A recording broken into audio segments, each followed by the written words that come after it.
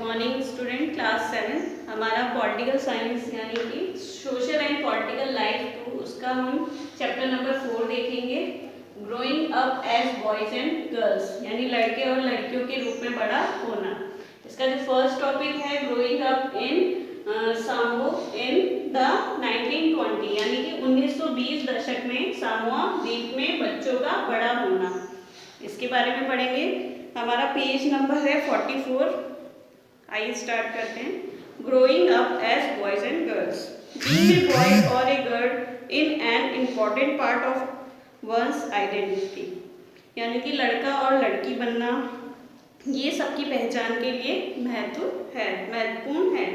The society we grow up in teaches us what kind of behaviour is acceptable for girls and boys, what boys and girls can or cannot do। यानी कि जिस समाज में हम बड़े होते हैं, बढ़ते जाते हैं, वहाँ हमें शुरू से ही ये सिखाया जाता है कि हमें किस तरह का व्यवहार करना चाहिए, लड़कों को किस तरह के कार्य करना चाहिए और लड़कियों को किस तरह के कार्य करना चाहिए।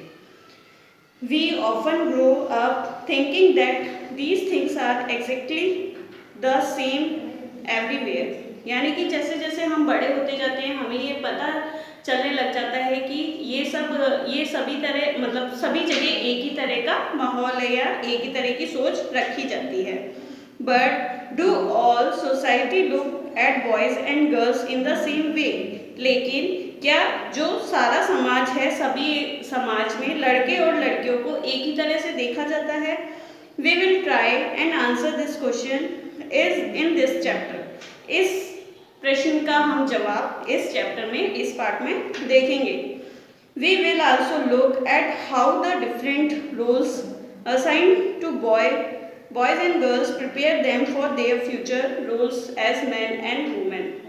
यानी कि हम यह भी देखेंगे कि कैसे लड़की और लड़कियों के अलग अलग रोल होते हैं अपने जीवन में, और एक आदमी और औरत का किस तरह का कार्य होता है, उन्हें किस तरह से सिखाया जाता है कि वो जब भविष्य में एक आदमी और औरत बन जाएंगे तो उन्हें क्या क्या कार्य करने होंगे।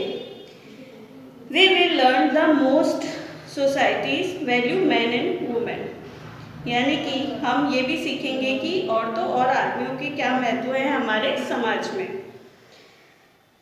The roles women play and the work they do are usually valued less than the roles men play and the work they do।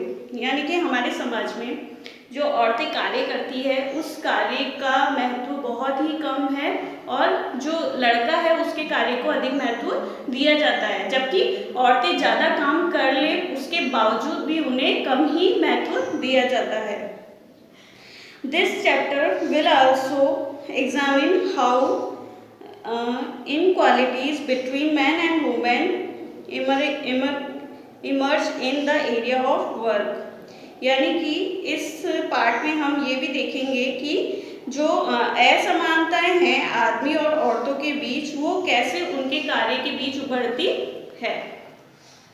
Growing up Samoa इन 1920 यानी कि सामोआ में 1920 में जो उनका 1920 के दशक में सामोआ द्वीप में बच्चों का बड़ा होना क्या था, कैसे था। The Samoa island are part of a large group of small island in the southern part of the Prashant ocean. यानी कि जो प्रशांत महासागर था उसका जो सामोआ द्वीप प्रशांत महासागर के दक्षिण में स्थित छोटे छोटे द्वीपों के समूह का ही एक भाग था। In the 1920, according the research report on Samoa society, children did not go to school। यानी कि जो 1920 में एक रिसर्च किया गया था उसमें यह देखा गया था कि उसके अनुसार जो सामोआ द्वीप थे उनका जो समाज था वहाँ के बच्चे स्कूल नहीं जाया करते थे। They learned many things, वो बहुत सी चीज़ें सीखते थे, such as how to take care of children और do household work from older children and from adult। यानी कि वो कई तरह के कार्य सीखते थे जैसे कि छोटे बच्चों को संभालना, घर का काम करना और बड़े बच्चों के साथ में जो घर के कार्य हैं उनको करना और बड़े और वयस्कों का घर के कार्यों में हाथ बटाना।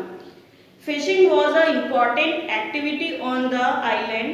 जो मछली पकड़ने का कार्य था वो बहुत ही महत्वपूर्ण कार्य था इन द्वीपों पर। Young people therefore learn to undertake long fishing expeditions, but they learned these things as different point in their childhood। यानी कि जो जवान लोग थे वो सीखते थे बड़े लोगों से कि मछली कैसे पकड़ी जाती है। इसके लिए वो कई मछली पकड़ने के लिए कई यात्राओं पे भी जाया करते थे और वो कई तरीके से सीखते थे। बचपन के अलग अलग समय में, बचपन का जो उनका समय था उसका जो अलग अलग पीरियड होता है उस टाइम पे वो सीखते थे अलग अलग काम। As soon as babies could walk, their mother or other adult no longer looked after them। यानी कि जैसे जैसे बच्चा चलने लग जाता है यानी चलना सीख जाता है तो उनकी जो माता है और जो उनके घर के बड़े हैं वो सब उसकी देखभाल करना बंद कर देते हैं। Older children, often as young as 5-year-old, took over this responsibility। यानी कि जो बड़े बच्चे हैं या कोई बच्चा जो कि 5 साल से बड़ा है वो इस जिम्मेदारी को निभाता है कि उसके जो छोटे भाई बहन है उसका ख्याल उसे ही रखना है। Both boys and girls looked after their younger siblings। यानी कि जो बड़े लड़कियां और लड़के हैं वो अपने छोटे भाई बहनों का ख्याल रखते हैं। But by the time of a boy was about 9-year-old, he joined the older boys in learning outdoor jobs like fishing and planting coconuts। लेकिन जैसे जैसे बच्चा बड़ा होता है, एक लड़का बड़ा होता है और उसकी उम्र 9 वर्ष की हो जाती है तो वो बाहर के कार्य भी सीखने लगता है। वो जॉब करने लगता है जैसे कि मछली पकड़ना और नारियल के पेड़ लगाना, ये सब कार्य वो सीखने लगता है और इस कार्य को करने के लिए घर से बाहर जाने लगता है। Girls has had to continue looking after small children और do earn it for adult till they were teenager। यानी कि जो लड़कियां हैं वो घर का काम करती है, खाना बनाती है और छोटे बच्चों का ध्यान रखती है, साथ साथ बड़े लोगों के छोटे मोटे कार्य भी करती है। But once they become teenager, they had much more freedom। जैसे जैसे वो जवान होती है तब उसको और ज़्यादा फ्रीडम प्राप्त होती है यानी कि वो स्वतंत्र हो जाती है। आफ्टर द एज ऑफ 14 और सो, लगभग 14 वर्ष की उम्र हो जाने पर उसे girls also went to fishing trip. जो लड़कियां हैं वो भी मछली पकड़ने के लिए जो यात्राएं की जाती थी उस पर जाने लग जाती थी। Work in the plantation, learn how to weave basket. यानी कि वो पौधे लगाने का कार्य भी करने लग जाती थी और साथ साथ जो बास्केट बुनने का कार्य होता है यानी टोकरी बनाने का कार्य होता था वो भी करने लग जाती थी। Looking was done in special cooking houses where boys was suppose to do most of the work while girls have help with the preparation. यानी कि ऐसे घर बने हुए होते थे, खाना बनाने के जो घर होते थे वहाँ पर वो लड़कों के साथ में कार्य करती थी और लड़के भी उन्हें खाना बनाने के लिए खाना बनाने में सहायता किया करते थे। Growing up male in Madhya Pradesh in the 1960s। यानी कि जो मध्य प्रदेश में 1960 में जो उनका कैसे बड़े हुए बच्चे उनके बारे में पढ़ेंगे। The following is adopted from an account of experience of being in a small town in Madhya Pradesh in the 1960। यानी कि निम्नलिखित आलेख 1960 में एमपी के यानी मध्य प्रदेश के एक छोटे शहर में रहने वाले और स्कूल जाने के वर्णन से लिया गया है। From class 6 onwards boys and girls went to separate schools. यानी कि जो कक्षा 6 थी तब से बच्चे, जो लड़कियां और लड़के थे वो अलग अलग स्कूलों में जाने लगे। The girls school was design very differently from the boys school. जो लड़कियों का स्कूल था वो बहुत ही अलग तरह से बनाया गया था लड़कों के स्कूल से। They had a central yard where they played in total seclusion and safety from the outside world. जो स्कूल था उसके जो बीच में आंगन बनाया गया था, वहाँ चार दीवारी की गई थी जहाँ लड़कियाँ सेफ, मतलब उन्हें किसी तरह की हानि नहीं पहुँचती थी, ऐसी जगह बनाई गई थी जहाँ से वो दूसरे लोगों से सेफ रहती थी और वहाँ खेला करती थी. The boys' school had no such courtyard and our playground was just a big space attached to the school. और जो लड़कों का स्कूल हुआ करता था, वहाँ का जो प्लेग्राउंड था वो अलग से नहीं बनाया गया था, वो एक बहुत ही बड़ा प्लेग्राउंड था, मैदान था खेल का, जो कि स्कूल से जुड़ा हुआ था. Every evening once school was over, जब हर शाम को स्कूल खत्म हो जाती थी, the boys watched as 100 of school girls cloud the narrow street. यानी कि जो लड़के होते थे वो बहुत ही जो स्कूल की लड़कियां निकला करती थी छोटी छोटी गलियों में से. मतलब काफ़ी सारी लड़कियां, 100 के लगभग लड़कियां जो छोटी छोटी गलियां थी वहाँ से निकलती थी. As these girls walked on the street, they looked so purposefully. This was unlike the boys who used the street as a place to stand around, to play, to try out tricks with their bicycles. यानी कि जो उनका आना जाने का रास्ता था जहाँ से लड़कियाँ निकलती थी, उसी रास्ते से लड़के भी निकला करते थे. और ये बात लड़कों को अच्छी नहीं लगती थी क्योंकि लड़के वहीं पे खड़े रहते थे, अपनी साइकिलों से अलग अलग ट्रिक्स करते थे, तो ये चीज़ लड़कों को अच्छी नहीं लगती थी. The girls always went in group, perhaps because they also carried fears to being teased or attacked. यानी कि लड़कियां उस गली से, उस रास्ते से एक समूह बना के निकलती थी ताकि उन्हें किसी तरह की कोई मतलब लड़के छेड़छाड़ ना करे या उन पे किसी तरह का कोई मतलब किसी तरह से उनको चिढ़ाए ना और किसी तरह का अटैक ना कर पाए उनके ऊपर. After reading the 2 experience about, हमने ये जो 2 एक्सपीरियंस पढ़े हैं ऊपर, उनके according we realise that there are many different way of growing up. यानी कि हमने इसमें पढ़ा है, दोनों एग्जाम्पल से देख चुके हैं हम कि आगे जो बढ़ने का है, बच्चों का जो बड़ा होना है, उसमें बहुत तरह का डिफरेंसेस है लड़के और लड़कियों में. Often we think that there is only one way in which children grow. और हम यही सोचते थे कि लड़के और लड़की दोनों का बड़ा होना एक ही समान है. This is because we are most familiar with our own experience. If we talk to elders in our family, we will see that their childhoods were probably very different from us. जब हम अपना जो किस्सा अपने परिवार वालों को बताते हैं, अपने से बड़ों को बताते हैं, तो वो भी यही कहते हैं कि जो उनका बचपन है, उन्होंने जो बचपन निकाला है, वो हमारे बचपन से बिल्कुल ही अलग था. We also realize that society make clear distances between boys and girls. यानी कि जो हमने भी ये महसूस किया है कि जो हमारा समाज है वो भी साफ साफ और लड़के और लड़कियों में जो डिस्टेंसेस है, दूरियां हैं, वो ही जानता है या दूरियां बनाता है. This beings formed from a very young age. We are, for example, given different toys to play with. Boys are usually given cars to play with and girls dolls.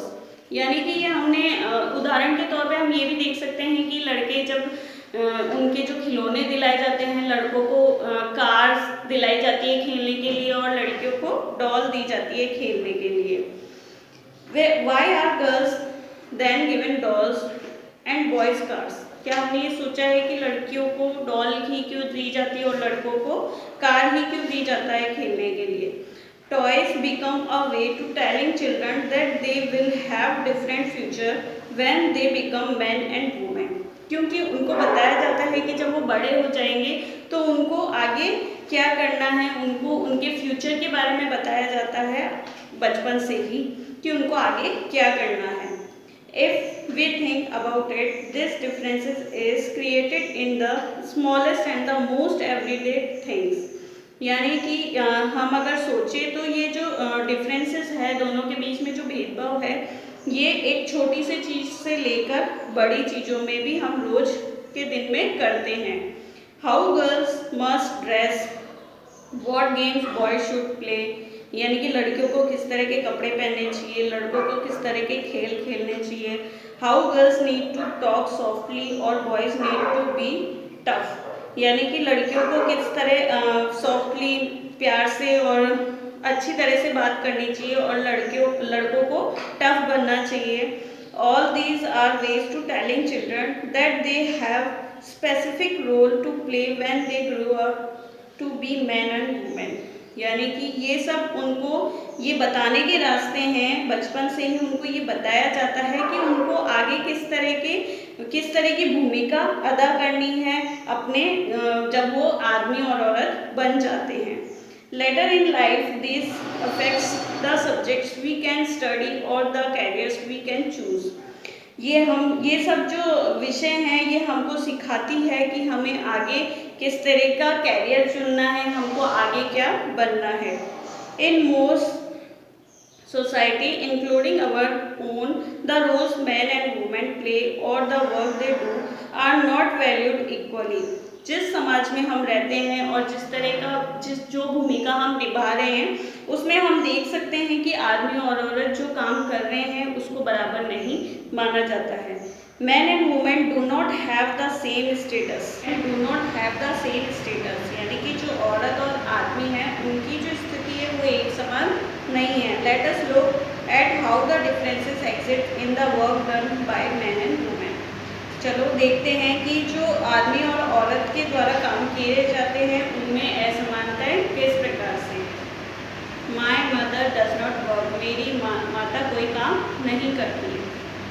माँ we are going on a school excursion, Rosie ma'am need to volunteers, can't you take a holiday from office and volunteer.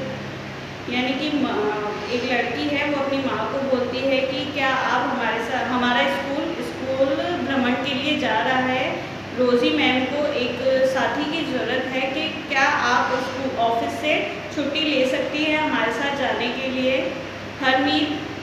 Harmeet mother always come from excursion because she doesn't work, यानी कि जो हरमीत की mummy है वो हमेशा हमारे साथ चलती है क्योंकि उनके पास कोई काम नहीं है करने के लिए.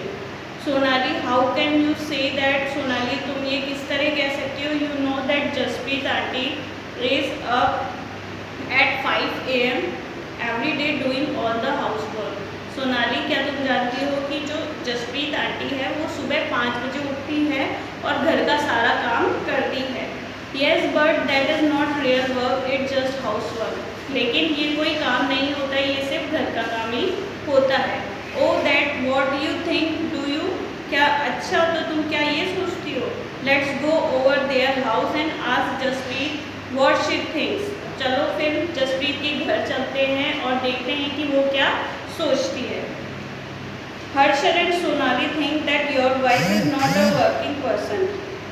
हर्षरण और जो सोनाली है वो ये सोचती है कि आपकी बीवी कोई कामकाजी महिला व्यक्ति नहीं है. But it is not correct aunty, but ये ठीक नहीं है aunty. My mother is a house wife, she does not work. मेरी जो माँ है वो एक घरेलू महिला है और वो कोई काम नहीं करती है. Then Jaspreet why don't you just relax and let them manage everything for a change. तो जसप्रीत क्या तुम जानती हो, क्या तुम एक दिन के लिए रिलैक्स करो, यानी कोई काम मत करो और इनको सब कुछ मैनेज करने दो, कुछ बदलाव आना भी ज़रूरी है. Great idea, okay I will go on strike tomorrow. ठीक है, जो जसप्रीत बोलती है कि ठीक है मैं कल से हड़ताल पर चली जाती हूँ. What fun we take care of everything tomorrow with papa. वो लड़की बोलती है सोनाली कि अब तो मज़ा आएगा, अब हम अपने पापा के साथ में टेक केयर करेंगे, मतलब सारा जो काम है पापा के साथ में ही करेंगे और सब कुछ सारा ध्यान रखेंगे. नेक्स्ट मॉर्निंग 7:30 AM, अगली सुबह 7:30 बजे। Oh god look at the time, हे भगवान घड़ी समय की तरफ देखो। वेयर इज़ माई ब्रेकफास्ट, मेरा नाश्ता कहाँ है। Why are not the children ready, बच्चे तैयार क्यों नहीं हुए हैं। How would I think, I know, मुझे कैसे पता। I am on strike, remember, आपको पता होना चाहिए कि मैं हड़ताल पे हूँ। Beside Mangala has also taken leave today, और जो मंगला है वो भी आज छुट्टी पर है। Oh that the school bus, I will have to drop them in the car, कि जो स्कूल बस जा चुकी है मैं उन्हें कार में स्कूल छोड़ दूंगा। Hurry up and ask Harmeet to switch on the pump, जल्दी करो और हरमीत को बोलो कि वो पंप का स्विच ऑन करे। But what about the kids lunch box, बच्चों के खाने का जो टिफ़िन है उसका क्या होगा। Oh no forget about that, अरे मैं तो भूल चुका उसके बारे में। I will give you some money, मैं तुम्हें कुछ पैसे दे देता हूँ। Just buy something from the canteen today, जो तुम्हारी स्कूल की कैंटीन है उससे कुछ ना कुछ खरीद लेना। माँ already gave us money for that, जो हमारी मम्मी है, मम्मी ने हमें पहले से ही पैसे दे दिए हैं खाना खाने के लिए। I excess from about some tea, मैं बहुत थक चुका हूँ, मुझे चाय चाहिए। Oh I forget your strike, I will make some myself, oh मैं भूल गया था कि तुम आज हड़ताल पे हो, मैं खुद बना लूँगा। The house look like it was hit by a hurricane, यानी कि घर कैसा दिखाई दे रहा है, जैसे कि बहुत बड़ा तूफान आया हो। Did you expect it to remain the exactly the same condition in which you left in the morning dear, क्या तुम सोचते हो कि सुबह तुमने घर को जैसी हालत में छोड़ा था वैसा ही हालत में दिन भर रहेगा। Harmeet where is the are the tea leaves, तुमने जो चाय की पत्ती है वो कहाँ रखी है। हरमीत जो जसप्रीत है वो हंसने लगती है और बोलती है I wonder if they still believe I don't work, यानी कि अगर ये अभी भी यही सोचते हैं कि मैं कुछ काम नहीं करती हूँ। And now I have to remind them that chacha ji and chachi ji are coming for dinner, तो मैं उनको ये याद दिलाना चाहती हूँ कि जो चाचा जी हैं और चाची जी हैं वो आज डिनर के लिए घर आ रहे हैं। वैल्यूइंग हाउसवर्क, ये जो हमारा नेक्स्ट टॉपिक है 48 पेज नंबर पे, ये हम नेक्स्ट वीडियो में देखेंगे। अभी तक आपको ये समझ में आ गया होगा कि जो वुमेन है जो घर में रहती है वो घर का काम करती है दिन भर, फिर भी उनके लिए यही कहा जाता है कि वो कुछ भी नहीं करती है। लेकिन हमको एक एग्जाम्पल यह दिया गया है हरमीत, जसप्रीत, इनका, कि जो उनकी मदर है वो घर पे रहती है और सारा दिन काम करती है, फिर भी उन्हें लगता है कि वो काम नहीं कर रही है। जब वो एक दिन की हड़ताल पे जाती है तो उन्हें समझ आ जाता है कि उनकी मदर कितना काम करती है और सारा ख्याल, सबका ख्याल रखती है। इसका जो नेक्स्ट टॉपिक है वो नेक्स्ट वीडियो में देखेंगे।